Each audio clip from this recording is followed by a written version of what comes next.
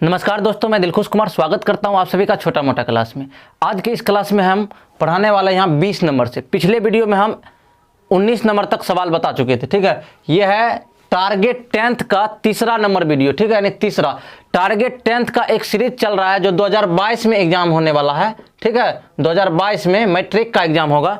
उस एग्जाम के लिए हम लोग पूरा अच्छी तरह से मेहनत कर रहे हैं। ठीक है, उस एग्जाम में हम लोग 80 से 90 मार्क लाना है। ठीक है, तो उसके लिए हम लोग तैयारी कर रहे हैं। तो 19 नंबर तक हम पिछले वीडियो में बता चुके हैं, यानी 2 वीडियो इससे पहले बन चुका है और ये तीसरा वीडियो है। ठीक है, अगर आप दोनों वीडियो नहीं देखे हैं तो उसका लिंक इसी वीडियो के डिस्क्रिप्शन में है, जाकर वो दोनों वीडियो देख लीजिए। ठीक है, बहुत हेल्पफुल होगा। देखिए, 20 नंबर का सवाल में क्या कर रहा है, 3√18 बट्टे √2 क्या है, परिमेय संख्या है या अपरिमेय संख्या है या नन, कुछ नहीं। तो देखिए सवाल में क्या दिया हुआ है, 3√18। तो इसका मतलब हुआ कि 3√18। तो √18 को तोड़िए। ठीक है, जैसे √18 को तोड़ेंगे यानी उसका गुणनखंड निकालिए। 18 का तो क्या निकलता है, 2 से लगाइए तो 9 हुआ, 2 से लगाइए, फिर 2 से नहीं लगेगा, 3 से लगाइए, 3 तिया 9, यानी 2 गुना 3 गुना 3, ये है रूट अंडर में। तो रूट से बाहर निकालने के लिए 2 में से एगो निकल जाएगा। हाँ निकलता, 1 3 पहले से है तो 3 गुना 1 3 यहाँ से निकला और रूट अंडर 2। ठीक है, यानी ये क्या हो गया, 3 तिया 9 रूट अंडर 2 हो गया ऊपर में। यहाँ पर बट्टे रूट अंडर 2 है तो रूट अंडर ये दोनों रूट अंडर 2 और रूट अंडर 2 क्या होगा, कट जाएगा। ये कट जाएगा तो 9 बच जाएगा। बताइए अब 9 क्या है, 9 एक परिमेय संख्या है। तो इस एक को टिक करेंगे, 9 एक परिमेय संख्या, न कि एक अपरिमेय संख्या है। ठीक है, अगर आप अपरिमेय संख्या में टिक लगाएंगे तो क्या होगा कि गलत हो जाएगा। ठीक है, तो 20 नंबर का सवाल देख लिए हैं। चलिए 21 नंबर का सवाल देखते। देखिए 21 नंबर का सवाल कैसा है, 22/7 है, यानी 22/7 क्या है ये बात बताइए। ठीक है, हम बताए थे 22/7 होता है एक पाई का। ठीक है, और पाई क्या है, एक नियतांक है। तो 22/7 जो है उसका वैल्यू है। तो लेकिन ये अगर वैल्यू दिया हुआ रहता है पाई का तो वह क्या होता है, एक परिमेय संख्या, क्योंकि यह P/Q के रूप में लिखा हुआ है तो इसको परिमेय संख्या, ये बात याद रख लीजिए, नहीं तो एग्जाम में क्या होगा कि कंफ्यूज कर जाइएगा कि परिमेय लिखें या अपरिमेय लिखें। क्योंकि जब उसका वैल्यू दिया हुआ रहता है तो उसको परिमेय संख्या कहते हैं, लेकिन अगर यहां पर पाई दिया हुआ रहता तो उसको अपरिमेय संख्या कहते। ठीक है, यहां 22/7 क्या हो जाएगा, परिमेय संख्या। देखिए अगला सवाल 22 नंबर का सवाल, संख्या रेखा पर प्रत्येक बिंदु प्रदर्शित करता है, यानी संख्या रेखा जो अपने लोग खींचते हैं। देखिए संख्या रेखा कहने का मतलब हुआ कि यहां से लेकर के यहां तक एक संख्या रेखा हो गया। ठीक है, यहाँ 0 बिंदु होता है, यहाँ 1, यहाँ 2, यहाँ 3, इधर माइनस में जाता है, आप लोग जानते हैं। ठीक है, इधर माइनस। तो इस संख्या रेखा एक क्या प्रदर्शित करता है, एक वास्तविक संख्या को दिखाता है, या एक प्राकृतिक संख्या को, या एक परिमेय को, या एक अपरिमेय संख्या। देखिए ये संख्या रेखा पर एक वास्तविक से, बात तो ठीक लग रहा है, लेकिन यहां देखिए एक प्राकृत संख्या, प्राकृत संख्या मतलब गिनती की संख्या। तो यहां पर तो सिर्फ गिनती की संख्या नहीं है, यहाँ रिवर्स भी हो रहा है, यानी माइनस भी लगा हुआ है। तो माइनस भी जब लगा हुआ है तो यह क्या हो जाएगा, एक प्राकृत संख्या होगा नहीं, क्योंकि प्राकृत संख्या तो गिनती की हो गया, माइनस भी लगा दिए तो नहीं होगा। उसके बाद एक अपरिमेय संख्या, देखिए अपरिमेय संख्या तो नहीं, यहाँ तो परिमेय संख्या भी नजर आ रहा है। ठीक है, तो यह भी नहीं होगा। उसके बाद एक परिमेय संख्या, ये सिर्फ परिमेय संख्या को ही नहीं दिखाता। ठीक है, ये परिमेय संख्या हो गया, ये माइनस वाला हो गया, यानी ये पूर्ण संख्या हो गया, पूर्णांक हो गया। ठीक है, तो ये क्या हो गया, एक वास्तविक संख्या हो गया। जैसे कि वास्तविक संख्या में जितना भी संख्या आएगा, माइनस में हो, प्लस में हो, बट्टे में हो, सब संख्या क्या कहलाता है, वास्तविक संख्या। जब यहाँ पर परिमेय 3 है, 2 है, 1 है, परिमेय है। और जब यहाँ ऑप्शन में वास्तविक नहीं होता तो हम परिमेय के साथ जाते हैं, लेकिन वास्तविक संख्या इससे अच्छा ऑप्शन है। ठीक है, इसलिए वास्तविक संख्या में क्या होता है, सब संख्या आ जाता है, इसलिए वास्तविक संख्या को टिक करेंगे। ठीक है, चलिए 23 नंबर का सवाल पर, निम्नलिखित में कौन सा भिन्न का दशमलव प्रसार शांत है। चलिए ये सवाल बनाने से पहले आप लोग इस वीडियो को पूरा सभी ग्रुप में शेयर कर दिए। जो भी मैट्रिक का एग्जाम का तैयारी कर रहे हैं उन सबको बोलिए इस वीडियो को देखने के लिए। कहा कि इस वीडियो से आप लोग मैट्रिक के एग्जाम में 80 से 90 मार्क इस मैथ के सब्जेक्ट में कर सकते हैं। ठीक है, तो मैथ के सब्जेक्ट में 80 से 90 मार्क करने के लिए आप लोग वीडियो को लाइक कीजिए, चैनल को सब्सक्राइब कीजिए और सभी दोस्त सबको शेयर कर दीजिए। ठीक है, चलिए 23 नंबर का सवाल करते हैं।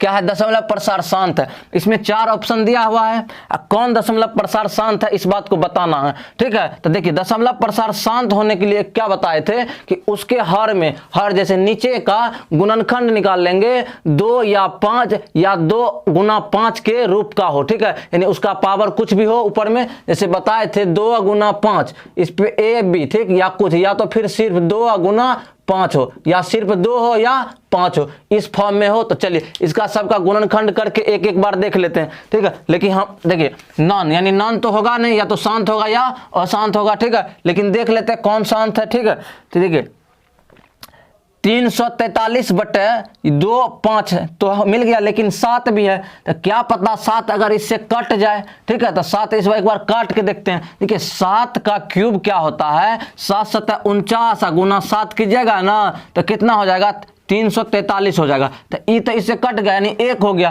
तो इसका मतलब हो गया 1/2 पर पावर 3 गुना 5 पर पावर 3 हो गया। तो ये क्या है, हम बताए 2 और 5, यही तो शांत लग रहा है, इसी में टिक लगाइए, ठीक है। लेकिन आप लोग इस दोनों को भी गुणनखंड करके चेक कर लीजिए कि होता है कि नहीं होता, लेकिन ये दोनों आंसर नहीं होगा, इसका आंसर यही है, ठीक है। चलिए 24 नंबर में देखिए सवाल। 24 नंबर का सवाल जो है ना बड़ा मजेदार सवाल है, ठीक है।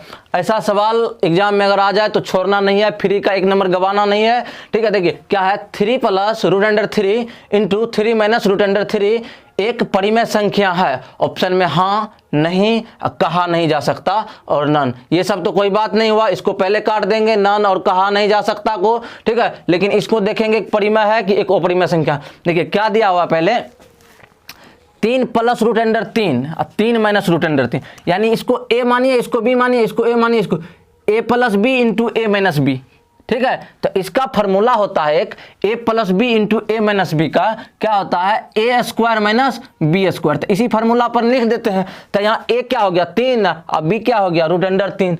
तो देखिए a हो गया 3² - √3 का स्क्वायर कीजिए, 3 × 9 हो गया, घटाओ इसका स्क्वायर करेंगे तो 3 ही होगा, तो 6 हो गया। अब बताइए 6 क्या है, परिमेय है कि अपरिमेय है, 6 एक परिमेय संख्या। तो परिमेय संख्या है तो बोल रहा है हाँ है कि नहीं है, तो है तो हाँ में टिक लगाइए, नहीं कह रहा तो इसको काट दीजिए। कहा नहीं जा सकता, अपने लोग तो निकाल लिए ना, हाँ तो कहा नहीं जा सकता, इसको भी काटिए, उसके बाद नन तो होगा ही नहीं, ठीक है। चलिए 25 नंबर का सवाल जो, यह भी सवाल एक मजेदार सवाल है, ठीक है। कैसे कैसे एग्जाम, कैसे कैसे स्टूडेंट को सवाल पानी पिला देगा। देखिए क्या है सवाल में दिया हुआ है 2 संख्याओं का लसा, इसके मौसा का 14 गुना है ना। 2 संख्याओं का जो लसा है ना, उस संख्या का मौसा का 14 गुना, तो यानी मौसा नहीं पता, x मान लेते हैं और लसा कितना हो गया 14x हो गया, ठीक। लसा तथा मौसा का जोड़ 600 है, यानी इस दोनों को अगर जोड़ते हैं तो कितना होता है 600 होता है, ठीक है। चलिए उसके बाद यदि उनमें एक संख्या क्या है 280 है तो दूसरी संख्या ज्ञात कीजिए। यदि एक संख्या 80 है तो दूसरी संख्या क्या कीजिए, ज्ञात कर लीजिए। देखिए पहले x क्या है, मौसा माने हैं 14x, यानी 14 गुना है तो लसा हो गया। इस सवाल को बनाने के लिए थोड़ा सा जगह चाहिए, तो हम यहाँ पर जगह बना लेते हैं, ठीक है। देखिए सवाल कैलकुलेशन वाला आ गया, ऑब्जेक्टिव में भी ऐसा सवाल देखने को मिल सकता है। 14x एक 15x बराबर 600 हो गया, यहाँ लिखते हैं 15x बराबर क्या हो गया 600, ठीक। x बराबर क्या हो जाएगा 600/15, इधर गुना में है, इधर लाए भागा में हो गया, 15 से काटिए तो 15 चौका 60 यानी 40, x बराबर 40 हो गया। यानी इस संख्या का मौसा क्या हो गया 40 हो गया, ठीक है। और लौसा क्या हो गया, 14 गुना 40 कर दीजिए, यहाँ 14 गुना 40 कर दीजिए। x का वैल्यू 14 है ना, यहाँ x का वैल्यू 40 निकला और 14 है, तो यहाँ 14 चौका 56, ठीक, 560, तो ये 560 हो गया। इसका मतलब मौसा 40 लौसा 560, और यहाँ क्या है उनमें से एक, यानी जो संख्या का लौसा और मौसा निकाले हैं उनमें एक संख्या 280 दिया हुआ है, तो दूसरी संख्या ज्ञात कीजिए। अब बताइए दूसरी संख्या कैसे निकलेगा, इसका बताए थे एक फॉर्मूला होता है, पहली संख्या गुना दूसरी संख्या बराबर लौसा गुना मौसा, ठीक है, इसी पर निकलेगा। तो पहली संख्या ये हो गया, अब नहीं पहली संख्या ये हो गया, दूसरी संख्या नहीं दिया हुआ है, लौसा मौसा दिया हुआ है। देखिए इस सवाल को, ठीक है, देखिए बहुत आसानी से सवाल बनेगा। देखिए पहली संख्या कितना है 280, ठीक, गुना दूसरी संख्या को b मान लेते हैं बराबर लसा गुना मौसत, यानी 560 गुना 40 कीजिए। ठीक, उसके बाद इधर गुना में b है, b बराबर लिख देते हैं 560 गुना 40। अब बट्टे कितना कर देंगे 280। देखिए 0 से 0 कट गया। ठीक, और 7 चौका 28 हो गया, और 7 से काटिए 7 8 56 हो गया, यानी 80 हो गया। कट कर 80 जो निकला तो ये 80 मिला, 40 है, 80 है, 120 है, हाँ 80 तो मिल गया। तो ये आंसर क्या हो गया, करेक्ट हो गया। ठीक है, बारीकी से थोड़ा सावधानी पूर्वक इसका जो है सॉल्यूशन कीजिएगा, नहीं तो सवाल गलती हो जाएगा। देखिए सवाल बन गया, बहुत आसान सवाल था। ठीक है, लेकिन थोड़ा क्या था, सॉल्यूशन करना था। अब देखिए 26 नंबर, 25 तक सवाल बना चुके हैं, 80 हुआ। 26 नंबर का सवाल देखिए, संख्या 23.43 ऊपर में रेकरिंग है, इस 4 और 3 पर क्या है, रेकरिंग है, को P/Q के रूप में लिखा जा सकता है। किस रूप में इसको लिख सकते हैं, देखिए रेकरिंग का मतलब क्या हो गया कि 4 3 बार बार रिपीट होगा। तो जब रिपीट होगा, देखिए अगर होता 23.43 तो इसको लिख देते दशमलव के बदला में 1, 2 अंक है तो 2 जीरो बैठा देते। लेकिन जब रेकरिंग है तो क्या करेंगे, यहाँ इसको एक एक करके इसको भागा लगाकर चेक कर लीजिए, इसको भागा लगाकर इसको चेक कीजिए। ठीक है, अगर इसको चेक कीजिएगा तो इसका आंसर ये होगा ए। तो आप लोग 26 का ए में टिक लगाइए। ठीक है, 27 नंबर का एग्जाम्पल देखिए, 27 नंबर का प्रश्न देखिए, सवाल देखिए क्या है, 6x⁴y तथा 12xy का मसा क्या है, इसका महत्तम निकाल। देखिए महत्तम किस प्रकार से निकालते थे, एक तो भागा लगाकर निकालते थे, नहीं हाँ, एक भागा लगाकर एक गुणनखंड निकाल लगाकर। ठीक है, तो इसको गुणनखंड विधि से बनाएंगे, न कि भाग विधि से। ठीक है, तो गुणनखंड विधि से देखिए कैसा बनेगा।